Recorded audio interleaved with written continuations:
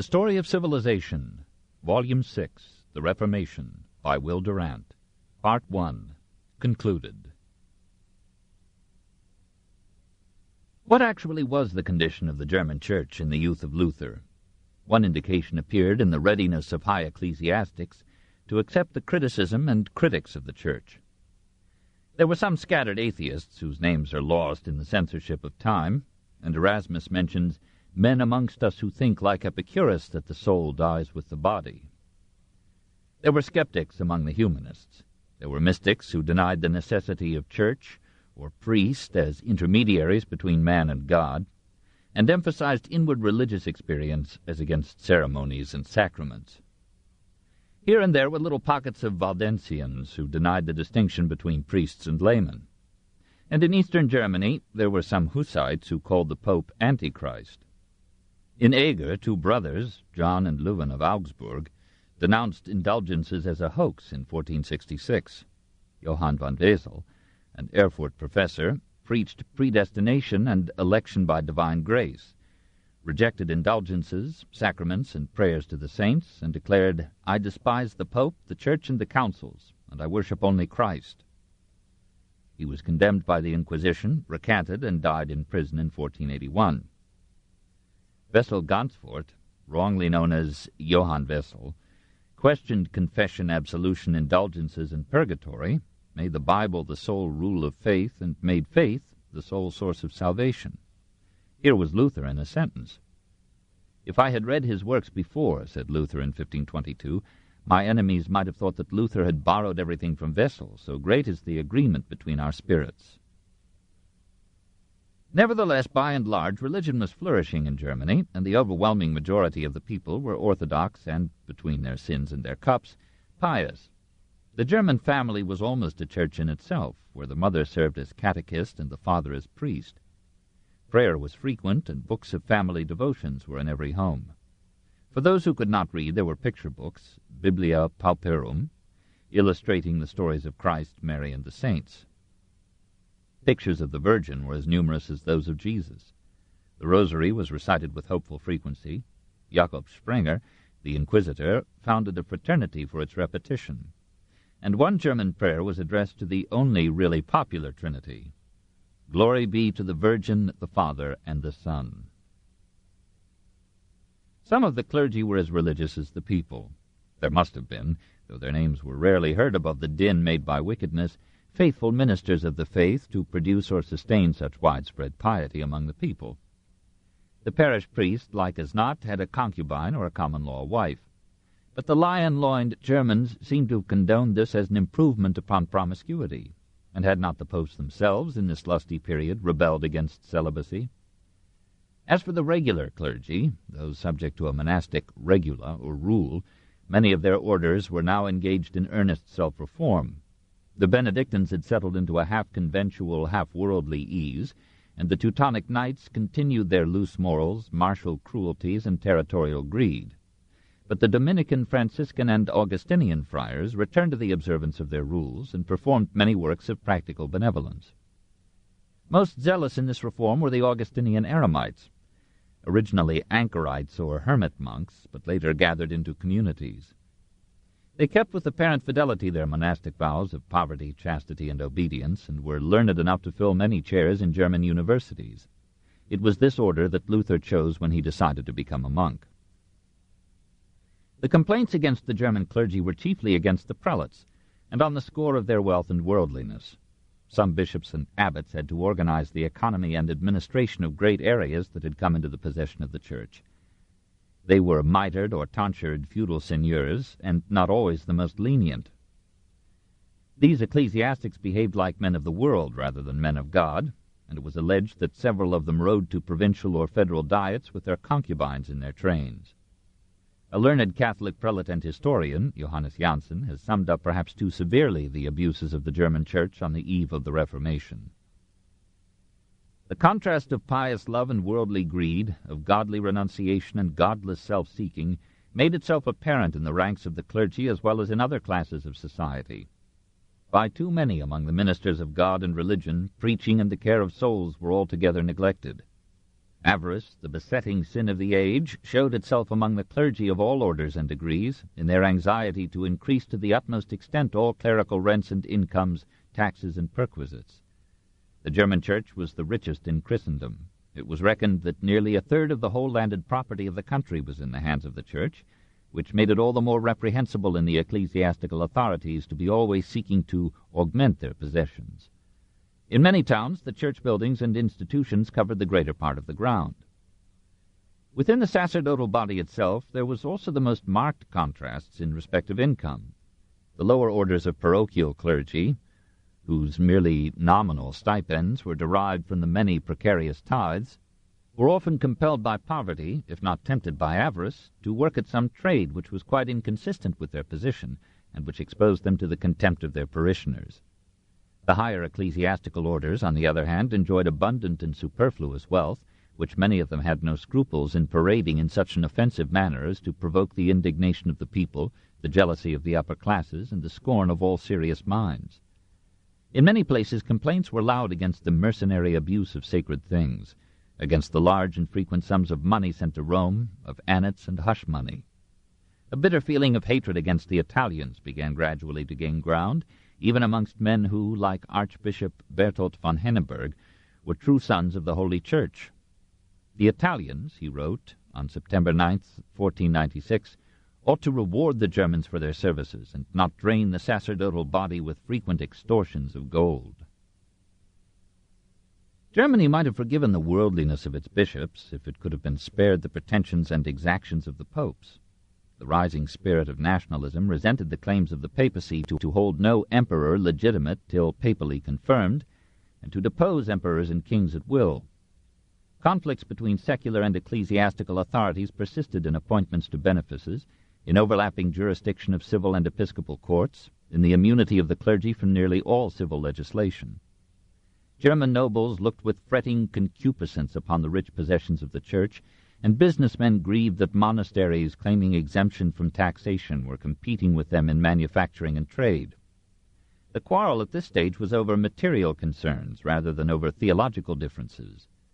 Says another Catholic historian, "It was the general opinion in Germany that in the matter of taxation the Roman Curia put on the pressure to an unbearable degree. Again and again was the complaint made that chancery dues, annats, and consecration fees were unduly raised or unlawfully extended, that numerous new indulgences were published without the consent of the bishops of the country, and tithe after tithe raised for a crusade and diverted to another object. Even men devoted to the Church and the Holy See often declared that the German grievances against Rome were, from a financial point of view, for the most part only too well-founded." In 1457, Martin Meyer, chancellor to Archbishop Dietrich of Mainz, addressed to Cardinal Piccolomini an angry recapitulation of the wrongs that Germany suffered from the Roman Curia. "The election of prelates is frequently postponed without cause, and benefices and dignities of all kinds are reserved for the cardinals and papal secretaries. Cardinal Piccolomini himself has been granted a general reservation in an unusual and unheard-of form in 3 German provinces. Expectancies without number are conferred, annats and other taxes are collected harshly, and no delay is granted, and it is known that more has been exacted than the sums due." An expectancy was a promise of appointment to a benefice in anticipation of the incumbent's death or removal. The postponement of appointments was often due to the rule that between the death of one bishop and the selection of his successor, the revenues of the see went to the Roman Curia. "Bishoprics have been bestowed not on the most worthy, but on the highest bidder. For the sake of amassing money, new indulgences have daily been published, and war tithes imposed without consulting the German prelates. Lawsuits that ought to have been dealt with at home have been hastily transferred to the apostolic tribunal. The Germans have been treated as if they were rich and stupid barbarians, and drained of their money by 1,000 cunning devices. For many years Germany has lain in the dust, bemoaning her poverty and her sad fate. But now her nobles have awakened as from sleep. Now they have resolved to shake off the yoke and to win back their ancient freedom." When Cardinal Piccolomini became Pius II in 1458, he defied this challenge. From Dieter von Eisenburg he demanded 20,500 guilders before confirming him as the next Archbishop of Mainz in 1459. Dieter refused to pay, charging that the sum exceeded every precedent. Pius excommunicated him, Dieter ignored the ban, and several German princes supported him. Dieter engaged a Nuremberg jurist, Gregor Heimburg, to arouse public sentiment for giving councils supremacy over the popes. Heimburg went to France to arrange concerted action against the papacy. For a time it seemed that the northern nations would throw off allegiance to Rome.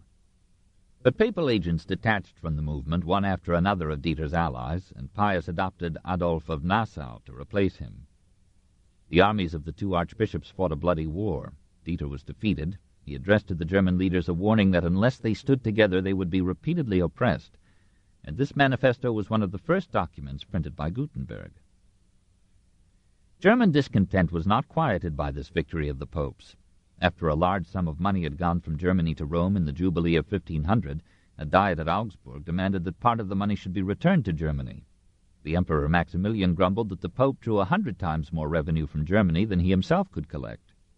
In 1500, being at war with Pope Julius II, he directed the humanist Impending to draw up a list of Germany's grievances against the papacy.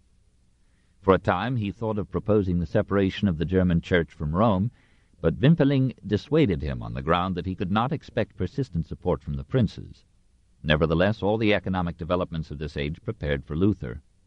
A basic diversity of material interests finally opposed the German Reformation, demanding an end to the flow of German money into Italy, to an Italian Renaissance that financed poetry and art with transalpine gold.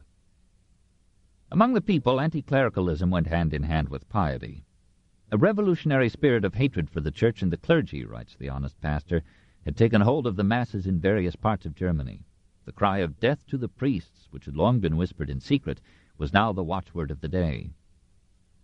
So keen was this popular hostility that the Inquisition, then rising in Spain, hardly dared condemn anyone in Germany.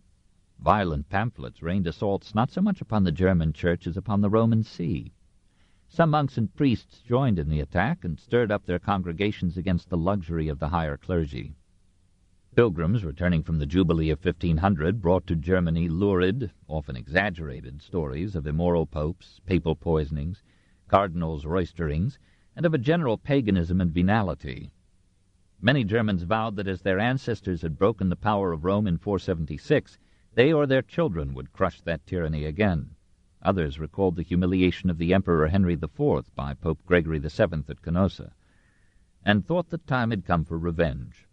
In 1521, the papal nuncio Aleander, warning Leo X of an imminent uprising against the Church, said that 5 years earlier he had heard from many Germans that they were only waiting for some fool to open his mouth against Rome. 1,000 factors and influences, ecclesiastical, intellectual, emotional, economic, political, moral, were coming together after centuries of obstruction and suppression in a whirlwind that would throw Europe into the greatest upheaval since the barbarian conquest of Rome. The weakening of the papacy by the Avignon exile and the papal schism, the breakdown of monastic discipline and clerical celibacy, the luxury of prelates, the corruption of the curia, the worldly activities of the popes, the morals of Alexander VI, the wars of Julius II, the careless gaiety of Leo X, the relic-mongering and peddling of indulgences, the triumph of Islam over Christendom in the Crusades and the Turkish Wars, the spreading acquaintance with non-Christian faiths, the influx of Arabic science and philosophy, the collapse of scholasticism in the irrationalism of Scotus and the skepticism of Occam, the failure of the conciliar movement to effect reform, the discovery of pagan antiquity and of America, the invention of printing, the extension of literacy and education, the translation and reading of the Bible, the newly realized contrast between the poverty and simplicity of the apostles and the ceremonious opulence of the Church, the rising wealth and economic independence of Germany and England, the growth of a middle class resentful of ecclesiastical restrictions and claims, the protests against the flow of money to Rome, the secularization of law and government, the intensification of nationalism and the strengthening of monarchies, the nationalistic influence of vernacular language and literature, the fermenting legacies of Waldenses, Wycliffe, and Huss, the mystic demand for a less ritualistic, more personal and inward and direct religion. All these were now uniting in a torrent of forces that would crack the crust of medieval custom, loosen all standards and bonds, shatter Europe into nations and sects, sweep away more and more of the supports and comforts of traditional beliefs, and perhaps mark the beginning of the end for the dominance of Christianity in the mental life of European man. This concludes the reading of The Story of Civilization, Volume 6, The Reformation, by Will Durant, Part 1. This book was read by Alexander Adams. Part 2 continues the story and is available through Books on Tape service. Additional titles by Will Durant in the Books on Tape library include Our Oriental Heritage and Caesar and Christ. For additional information about them or for help with topics of related interest, please call our customer service department or check our catalog index to find review material. If you have enjoyed these tapes, you may want to consider buying this audiobook and donating it to your local library so that others in your community can enjoy it too. The donation will qualify as a tax write-off. Books on Tape produces many new unabridged audiobook titles each month. To find out more about them or to arrange a library donation or to speed your next title to you without delay, call our customer service department. We hope you enjoyed this reading. Please continue listening to sample another Books on Tape bestseller. Pax Britannica by Jan Morris. Copyright 1968 by Jan Morris. This recording of the full-length reading of Pax Britannica was published by arrangement with the author and IMG Julian Bach Literary Agency, and was produced in 1996 by Books on Tape Incorporated, which holds the copyright thereto. This book is read by David Case. Pax Britannica by Jan Morris. This book consists of 27 chapters and is 527 pages long. The book Pax Britannica bears a subtitle, The Climax of an Empire, and is dedicated For Tom Morris, Tea-Time Imperialist. Chapter 1. The Heirs of Rome. But hush, the nations come from overseas, attend with trumpets blown and flags unfurled, to swell thy jubilee of jubilees, heart of the world. Cosmo Monkhouse, Punch, June the 26th, 1897. Before she set out on her Diamond Jubilee procession on the morning of June the 22nd, 1897, Queen Victoria of England went to the telegraph room at Buckingham Palace, wearing a dress of black moire with panels of pigeon grey, embroidered all over with silver roses, shamrocks, and thistles. It was a few minutes after 11 o'clock. She pressed an electric button. An impulse was transmitted to the Central Telegraph Office in St. Martin's-le-Grand. In a matter of seconds, her Jubilee message was on its way to every corner of her empire. It was the largest empire in the history of the world, comprising nearly a quarter of the land mass of the earth and a quarter of its population. Victoria herself was a queen empress of such aged majesty that some of her simpler subjects considered her divine and slaughtered propitiatory goats before her image. The 60th anniversary of her accession to the throne was being celebrated as a festival of imperial strength, splendor, and unity, a mammoth exhibition of power in a capital that loved things to be colossal. Yet the Queen's message was simple. From my heart I thank my beloved people. May God bless them. And the technicians at St. Martin's-le-Grand later reported that the royal dot on the Morse paper at their end was followed by a couple of unexpected clicks, indicating, they thought, a certain amount of nervousness on the part of the aged sovereign at that supreme moment in her illustrious career. 2. The crowds outside waited in proud excitement. They were citizens of a kingdom which, particularly in its own estimation, was of unique consequence in the world. The 19th century had been preeminently Britain's century, and the British saw themselves still as top dogs. Ever since the triumphant conclusion of the Napoleonic Wars, they had seemed to be arbiters of the world's affairs, righting a balance here, dismissing a potentate there, ringing the earth with railways and submarine cables, lending money everywhere, peopling the empty places with men of the British stock, grandly revenging wrongs, converting pagans, discovering unknown lakes, setting up dynasties, emancipating slaves, winning wars, putting down mutinies, keeping Turks in their place, and building bigger and faster battleships. By June 1897, all this vigour and self-esteem, all this famous history, had been fused into an explosive emotional force. The nation had been carried away by the enthusiasm known as the New Imperialism, an expansionist, sensational concept of empire which exactly fitted the spirit of the 90s. It was an era of dazzle and innovation, a time of heightened responses, a quickened time, with a taste for things bizarre and overstimulating, and a sense of history on the turn. This was fin de siècle at last, and the very French phrase carried undertones of excitement, suggestions of racing pulse and melodrama. Out of this inflamed setting the new imperialism started.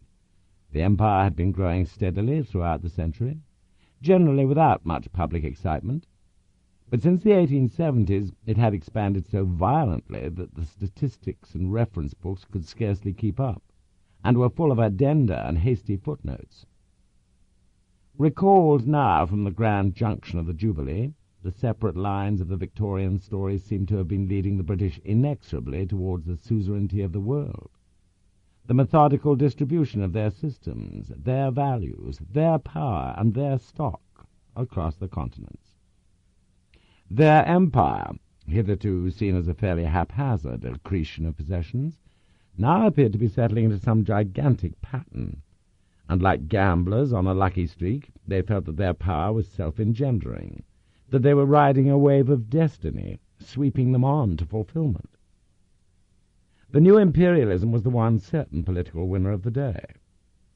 With its help, the Conservatives and their liberal unionist allies had won the 1895 general election so completely that they seemed destined to stay in office for decades to come. Supremacy, dominion, authority, size were the watchwords of the time. Social progress rarely cropped up in the literature of the Jubilee, and even the arts had mostly succumbed to the national taste for elaborate grandeur, expressing themselves in mass choirs and enormous set-pieces. All was summed up in that splurge of red across the map, and was now deliberately commemorated in the pageantries of the Diamond Jubilee, the first pan-Britannic festival, the Times called it. 3. Many and varied energies had swept the British to this meridian. Impulses shoddy and honourable, pagan and pious, had turned them into imperialists, a word which had itself shifted its value from the dubiously pejorative to the almost unarguably proper. First, there was simply the wealth, vigour, and inventiveness of Victorian Britain, a dynamic state in an age of excitement, capital looking for markets, vitality looking for opportunity, success looking for new fields. Then a succession of disparate prophets, from Jeremy Bentham and Tennyson to Disraeli and Cardinal Newman, had excited the instincts of the people for space, power, and sacramental dazzle. Darwin, a half-understood household sage, seemed to have demonstrated that some races, like some animals, were more efficiently evolved than others, and had a right to leadership and possession.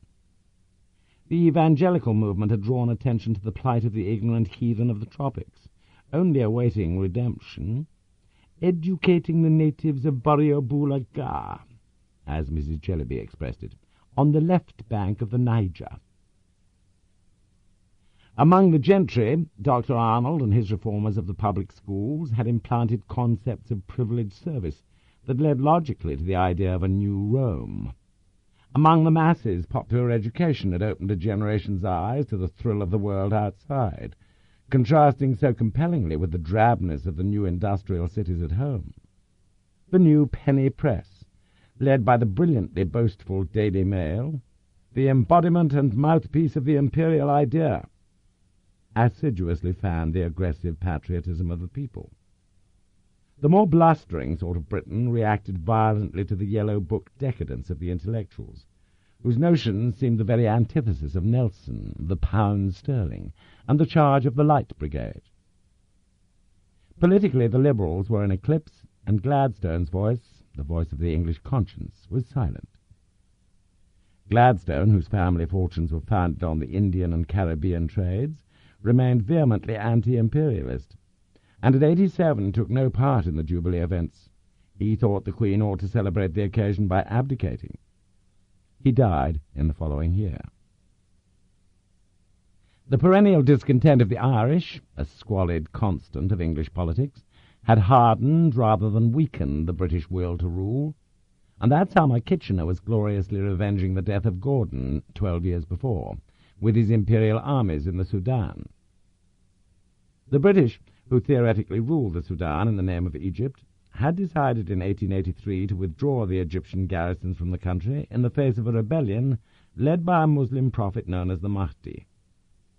For this task they chose Charles Gordon, then 50 years old, and already a national hero, who had made his name in China and had served in the Sudan before. Having successfully organized the withdrawal of the garrisons, Gordon himself held on in Khartoum, against orders, until in 1885 the city fell and he was killed. A British relief expedition reached the city too late, and Gordon was virtually canonized in England as the archetypical Christian soldier. Kitchener's expedition to reconquer the Sudan had started south from Egypt in 1896. To the innocent public, everything seemed to be going right. The monarchy was more popular than ever. The prestige of the Royal Navy had reached an almost mystical plane. The spectacle of other peoples coalescing in powerful federations, in Germany, in Italy, in America, made the British wonder if they might not also combine their scattered communities all over the world into an unapproachable superstate. Jingo imperialism was intoxicating fodder for the newly enfranchised working classes, and the conservative unionist government was dominated by imperialists of complementary styles. Lord Salisbury, the Prime Minister, stroking the surface of affairs with his patrician and scholarly hand; Joseph Chamberlain, the colonial secretary, an expansionist of the new kind, impulsive and insatiable, who had even gone so far as to install electric light in the colonial office. It all went with an almost frantic gusto, like universal craze. Among the better informed, doubts also played their part. Complete though British supremacy might appear to be, the era of splendid isolation was ending. New rivalries abroad seemed to compel the British towards an imperial rather than an insular sufficiency. The rise of Germany was apparently forcing Britain out of Europe, while Bismarck's bid for German colonies in Africa and the Pacific had transformed the leisurely old habits of empire building into urgent power politics. There were technical challenges from Germany too, commercial challenges from America, and standing political challenges from the Russians and the French. Britain's essential vulnerability, with her extended colonial frontiers, her dependence upon imported food, her excess of population, and her smallness, the basic fragility of the British position in the world, goaded her into imperialism. European reactions to the fiasco of the Jameson raid had brought home to the British how bitterly they were envied and disliked on the continent. The Boer Republic of the Transvaal in South Africa was only theoretically subject to British suzerainty, but its gold reefs on the Rand were being exploited by a predominantly British community, whose members, known as Outlanders, were allowed no political rights. In 1896, Cecil Rhodes, Prime Minister of the Cape Colony and a diamond millionaire, had given his sanction to a plot designed to seize the Transvaal for the Empire. His lieutenant, Leander Starr Jameson, led a raid into the Republic intended to coincide with the rising of Outlanders in Johannesburg. But the rising did not take place, and Jameson's posse was ignominiously captured by the Boers, the Kaiser sending a congratulatory telegram to President Kruger of the Transvaal. In the summer of 1897, a select committee of the House of Commons was inquiring into the circumstances of the raid. Britain's industrial lead was still absolute, but it was lessening each year. Both the Germans and the French were building powerful new navies. There was a subconscious feeling, perhaps, that British ascendancy could not last much longer, and must therefore be propped up with pomp and ceremony. Pax Britannica by Jan Morris. This concludes our program on this cassette. Please call Books on Tape Incorporated for information about it or any title we have recorded. Please wind the cassette forward to its end so it will be in order for the next listener. Thank you.